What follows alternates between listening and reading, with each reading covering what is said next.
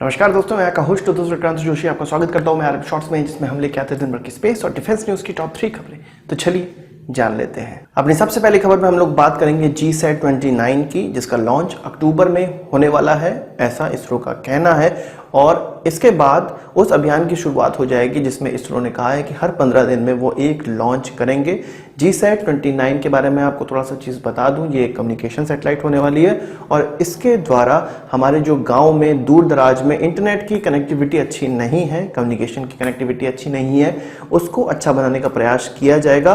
और ये GSLV Mark 3 के द्वारा लॉन्च किया जाएगा, GSLV Mark 3 D2 के द्वारा लॉन्च किया जाएगा, जो कि GSLV Mark 3 की दूसरी किसी मिशन को ले जाने की उड़ान होगी। इससे पहले जो इस रॉकेट के द्वारा पहला मिशन ले जाया गया था वो GSAT-19 ले जाया गया था पिछले साल, और इस साल इसका दूसरा फ्लाइट होने वाला है जो कि GSAT-29 को ले जाने वाला होगा।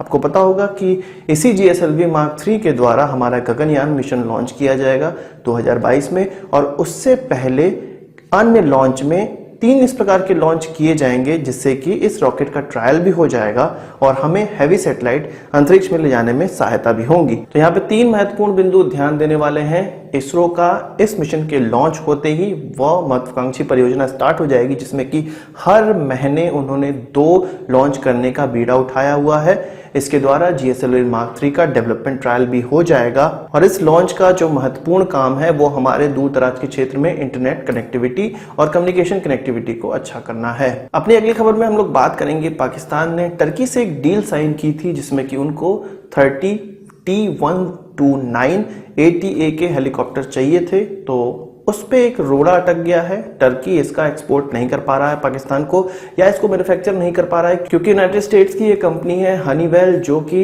इसके इंजन में लगने वाले कंपोनेंट सप्लाई करती है। तो अमेरिका ने उसके कंपोनेंट सप्लाई को रोक दिया है और टर्की की जो कंपनी है इसको एक्सपोर्ट करने के लिए भी सर्टिफिकेट की आवश्यकता है, उसको भी यूनाइटेड स्टेट नहीं दे रहा है उनको, जिसके कारण पाकिस्तान को ये हेलीकॉप्टर मिलने में अब आगे बहुत ज्यादा प्रॉब्लम होने वाली है। टर्की का जो ये T-129 हेलीकॉप्टर है वो ब्रिटिश और इटालियन कंपनी ऑगस्टा वेस्टलैंड जो पुरानी कंपनी थी उसके A-29 मैनगुस्टा पे आधारित है और इसको पावर मिलती है 2 LHTEC T800-48 टर्बोसाट इंजन से, और हर इंजन 1014 किलोवाट की पावर डेवलप करता है। तो यही इंजन अमेरिका की कंपनी हनीवेल और ब्रिटेन की कंपनी रोल्स रॉयस आपस में मिलकर बनाती हैं, दोनों का ही पार्ट इसमें लगे हुए हैं। तो ये जरूरी है कि हनीवेल की तरफ से भी सर्टिफिकेट दिया जाए एक्सपोर्ट का और इसके लिए कंपोनेंट सप्लाई किए जाए टर्की की उस कंपनी को जिसके द्वारा पाकिस्तान को इस प्रकार के हेलीकॉप्टर देने हैं, और ये दोनों ही काम नहीं हो पा रहे हैं। इस हेलीकॉप्टर का ऑर्डर पाकिस्तान ने जुलाई 2018 में टर्की को दिया था, और इस प्रकार के ऑर्डर के लिए कंपोनेंट सप्लाई ना होने की सबसे बड़ी वजह यह मानी जा रही है कि कुर्दिश फाइटर को यूएस सपोर्ट करता है सीरिया में, और टर्की कुर्दिश फाइटर के विरोधी हैं। इसके अलावा टर्की S-400 भी रशिया से खरीद चुका है। इसके विरोध में यूएस ने F-35 की डिलीवरी भी टर्की के लिए रोक दी थी। तो बहुत बड़ा घालमेल यहाँ पर चल रहा है, बहुत बड़ी लड़ाई चल रही है, एक आप प्रॉक्सी वॉर कह सकते हैं।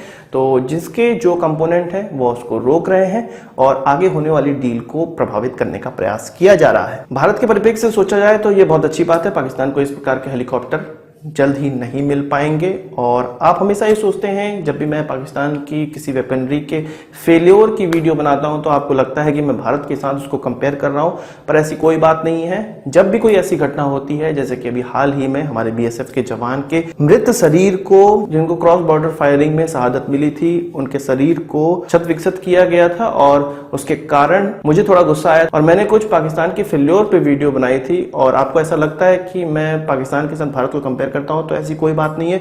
जब भी इस प्रकार की घटनाएं आती हैं तो ये मेरा एक विरोध करने का तरीका है कि मैं पाकिस्तानियों को उनकी औकात दिखाना चाहता हूं, उनकी जनता को उनकी औकात दिखाना चाहता हूं कि वो कुछ भी डेवलप नहीं कर सकते हैं और वो जितना अपनी आर्मी को बहुत ताकतवर समझते हैं उतने ही वो बुज़दिल हैं। अगली खबर पाकिस्तान और भारत के रिश्तों को लेकर आ रही है। पाकिस्तान के प्रधानमंत्री इमरान खान ने एक लेटर भेजा था हमारे भारत के प्रधानमंत्री को और उन्होंने कहा था कि यूनाइटेड स्टेट में जो जनरल असेंबली की मीटिंग होने वाली है वहां पर भारत और पाकिस्तान के विदेश मंत्री आपस में मिले, और ये मुलाकात डन भी कर दी गई थी भारत की तरफ से। पर हाल ही में जो BSF के जवान के साथ बर्बरता दिखाई गई है उसके विरोध में भारत ने यह मीटिंग कैंसिल कर दी है। हालांकि इसमें कोई भी बहुत बड़ी बात नहीं होने वाली थी, पर किसी भी प्रकार की अब मीटिंग से भारत ने इनकार कर दिया और ये बहुत अच्छा मूव है जिसके बारे में अभी बात कर रहा था। मुझे भी उस पर गुस्सा आया था और भारत को भी उस पर गुस्सा आ रहा है। बीएसएफ के जवान ने उन सेक्टर पे जहां पर वो तैनात है वहां पर भी अपना विरोध दर्ज कराया है कि इस प्रकार की कायराना हरकत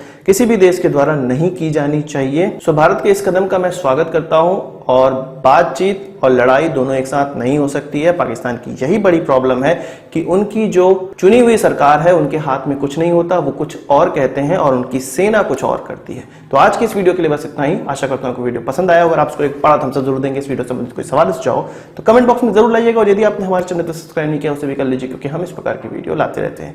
नमस्कार, थैंक यू, जय हिंद।